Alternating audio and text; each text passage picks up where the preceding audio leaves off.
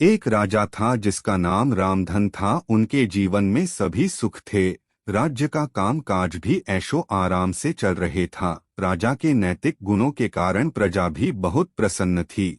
और जिस राज्य में प्रजा खुश रहती हैं, वहाँ की आर्थिक व्यवस्था भी दुरुस्त होती है। इस प्रकार हर क्षेत्र में राज्य का प्रवाह अच्छा था। तने सुखों के बाद भी राजा दुखी था क्योंकि उसकी कोई संतान नहीं थी। यह गम राजा को अंदर ही अंदर सताता रहता था। प्रजा को भी इस बात का बहुत दुख था। वर्षों के बाद राजा की यह मुराद पूरी हुई और उसे एक पुत्र की प्राप्ति हुई। पूरे नगर में कई दिनों तक जश्न मना। नागरिकों को राजमहल में दावत दी गई। राजा की इस खुशी में प्रजा भी झूम रही थी। समय बीतता जा रहा था। राजकुमार का नाम नंदन सिंह रखा गया। पूजा पाठ एवं इंतजार के बाद राजा को संतान प्राप्त हुई थी, इसलिए उसे बड़े लाड़ प्यार से रखा जाता था। लेकिन अति किसी बात की अच्छी नहीं होती। अधिक लाड़ ने नंदन सिंह को बहुत बिगाड़ दिया था। बचपन में तो नंदन की सभी बातें दिल को लुभाती थी, पर बड़े होते होते यही बातें बदतमीजी लगने लगती हैं। नंदन बहुत ज्यादा जिद्दी हो गया था। उसके मन में अहंकार आ गया था। वो चाहता था कि प्रजा सदैव उसकी जय जयकार करे, उसकी प्रशंसा करें। उसकी बात ना सुनने पर वो कोलाहल मचा देता था। बेचारे सैनिकों को तो वो पैर की जुती ही समझता था। आए दिन उसका प्रकोप प्रजा पर उतरने लगा था। वो खुद को भगवान के समान पूजता देखना चाहता था। आयु तो बहुत कम थी, लेकिन अहम कई गुना बढ़ चुका था। नंदन के इस व्यवहार से सभी बहुत दुखी थे। प्रजा आए दिन दरबार में नंदन की शिकायत लेकर आती थी, जिसके कारण राजा का सिर लज्जा से झुक जाता था। यह एक गंभीर विषय बन चुका था।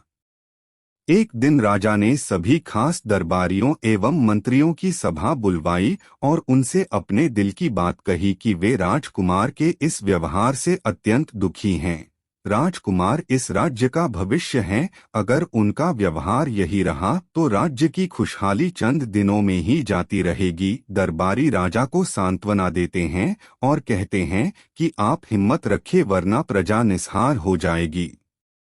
मंत्री ने सुझाव दिया कि राजकुमार को एक उचित मार्गदर्शन एवं सामान्य जीवन के अनुभव की जरूरत है। आप उन्हें गुरु राधागुप्त के आश्रम भेज दीजिए। सुना है वहां से जानवर भी इंसान बनकर निकलता है। यह बात राजा को पसंद आई और उसने नंदन को गुरु जी के आश्रम भेजा। अगले दिन राजा अपने पुत्र के साथ गुरुजी के आश्रम पहुँचे। राजा ने गुरु राधागुप्त के साथ अकेले में बात की और नंदन के विषय में सारी बातें कही। गुरुजी ने राजा को आश्वस्त किया कि वे जब अपने पुत्र से मिलेंगे तब उन्हें गर्व महसूस होगा। गुरुजी के ऐसे शब्द सुनकर राजा को शांति महसूस हुई और वे सहर्ष अपने पुत्र को आश्रम में छोड़कर राजमहल लौट गए। अगले दिन सुबह गुरु के खास चेले द्वारा नंदन को भिक्षा मांगकर खाने को कहा गया, जिसे सुनकर नंदन ने साफ इनकार कर दिया। चेले ने उसे कह दिया कि अगर पेट भरना है तो भिक्षा मांगनी होगी और भिक्षा का समय शाम तक ही है, अन्यथा भूखा रहना पड़ेगा। नंदन ने अपनी अकड़ में चेले की बात नहीं मानी और शाम होते होते उसे भूख लगने लगी, लेकिन उसे खाने को नहीं मिला। दूसरे दिन उसने भिक्षा मांगना शुरू किया। शुरुआत में उसके बोल के कारण उसे कोई भिक्षा नहीं देता था, लेकिन गुरुकुल में सभी के साथ बैठने पर उसे आधा पेट भोजन मिल जाता था। धीरे धीरे उसे मीठे बोल का महत्व समझ आने लगा और करीब 1 महीने बाद नंदन को भर पेट भोजन मिला, जिसके बाद उसके व्यवहार में बहुत से परिवर्तन आए। इसी तरह गुरुकुल के सभी नियमों ने राजकुमार में बहुत से परिवर्तन किए, जिसे राधागुप्त जी भी समझ रहे थे। एक दिन राधागुप्त जी ने नंदन को अपने साथ सुबह सवेरे सैर पर चलने कहा। दोनों सैर पर निकल गए। रास्ते भर बहुत बातें की। गुरु जी ने नंदन से कहा कि तुम बहुत बुद्धिमान हो और तुम में बहुत अधिक ऊर्जा है, जिसका तुम्हें सही दिशा में उपयोग करना आना चाहिए। दोनों चलते चलते एक सुंदर बाग में पहुंच गए, जहां बहुत सुंदर सुंदर फूल थे, जिनसे बाग महक रहा था। गुरुजी ने नंदन को बाग से पूजा के लिए गुलाब के फूल तोड़ने कहा। नंदन झट से सुंदर सुंदर गुलाब तोड़ लाया और अपने गुरु के सामने रख दिए। अब गुरु जी ने उसे नीम के पत्ते तोड़कर लाने कहा। नंदन वो भी ले आया। अब गुरु जी ने उसे एक गुलाब सूंघने दिया और कहा, बताओ कैसा लगता है। नंदन ने गुलाब सूंघा और गुलाब की बहुत तारीफ की। फिर गुरुजी उसे नीम के पत्ते चखकर उसके बारे में कहने को कहा। जैसे ही नंदन ने नीम के पत्ते खाए उसका मुंह कड़वा हो गया और उसने उसकी बहुत निंदा की और जतर कतर पीने का पानी ढूंढने लगा। नंदन की यह दशा देख गुरुजी मुस्कुरा रहे थे।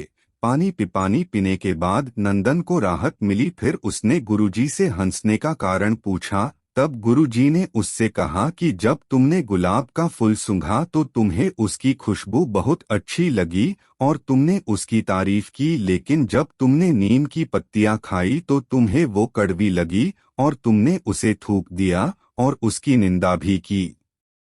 गुरुजी से नंदन को समझाया, जिस प्रकार तुम्हें जो अच्छा लगता है तुम उसकी तारीफ करते हो, उसी प्रकार प्रजा भी जिसमें गुण होते हैं उसकी प्रशंसा करती हैं। अगर तुम उनके साथ दुर्व्यवहार करोगे और उनसे प्रशंसा की उम्मीद करोगे तो वे यह कभी दिल से नहीं कर पाएंगे। इस प्रकार जहाँ गुण होते हैं वहाँ प्रशंसा होती है। नंदन को सभी बातें विस्तार से समझ आ जाती हैं और वो अपने महल लौट जाता है। नंदन में बहुत परिवर्तन आता है और वो बाद में एक सफल राजा बनता है। कहानी की शिक्षा। गुरु की सीख ने नंदन का जीवन ही बदल दिया। वो एक क्रूर राजकुमार से एक न्यायप्रिय दयालु राजा बन गया। इस कहानी से हमें यही शिक्षा मिलती है कि हम में गुण होंगे तो लोग हमें हमेशा पसंद करेंगे, लेकिन अगर हम अवगुणी हैं तो हमें प्रशंसा कभी नहीं मिल सकती।